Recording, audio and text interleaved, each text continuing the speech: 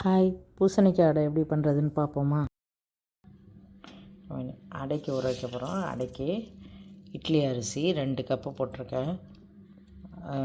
வெறும் இட்லி அரிசி மட்டும்தான். அதுக்கு ஒரு 1.25 கப்பு பருப்பு, எல்லா பருப்பும். என்னென்ன பருப்புனா கடலப்பருப்பு, துவரம்பருப்பு, உளுத்தம்பருப்பு, பயத்தம்பருப்பு எல்லாமே அதே சம அளவு எடுத்து மொத்தமாக 1.25 கப்பு ஒரு 2-2.5 மணி நேரம் ஊற வைக்க போகிறோம்.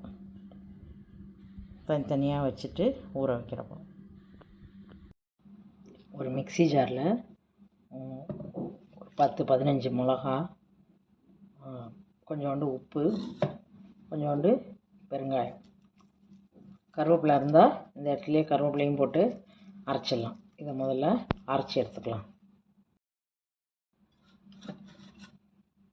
இந்த அளவுக்கு அரைச்சி எடுத்துக்கலாம். ஓரளவுக்கு சும்மா எல்லாம் அடிப்படுற அளவுக்கு அரைச்சா போதும். இந்த இடத்துல நம்ம அரிசியை இப்போ போட்டுடலாம். ஊற வச்சுருந்தோம்ல அந்த அரிசியையும் அப்படியே இதில் எல்லாத்தையும் ஆட் பண்ணிக்கலாம். ஆட் பண்ணி அப்படியே அரைக்க வேண்டியது தான். பருப்பு அப்புறமா ஆட் பண்ணலாம், அரிசி மட்டும் இப்போ ஆட் பண்ணிக்கலாம்.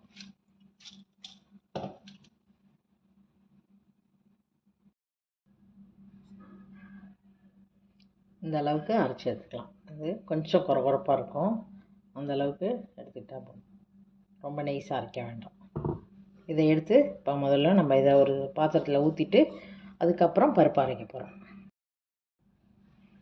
ஒரு பாத்திரத்தில் எடுத்து வச்சுட்டு அதுக்கப்புறம் அதே மிக்ஸி ஜாரில்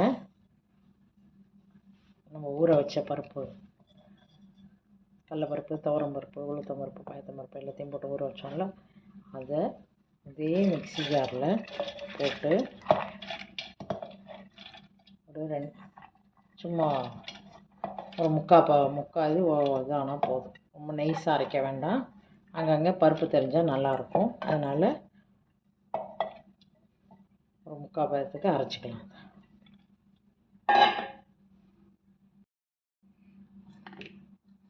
இந்த பதத்துக்கு இதை அரைச்சிக்கலாம். கொஞ்சம் முழுசாக பருப்பெல்லாம் அப்படியே அங்கே இருக்கா, இதையும் இப்போ இந்த மாவுலேயே அரைச்சி வச்ச மாவுலேயே கொட்டிக்கலாம். இந்த மாவுலேயே எடுத்து இதையும் போட்டு மிக்ஸ் பண்ணிடலாம்.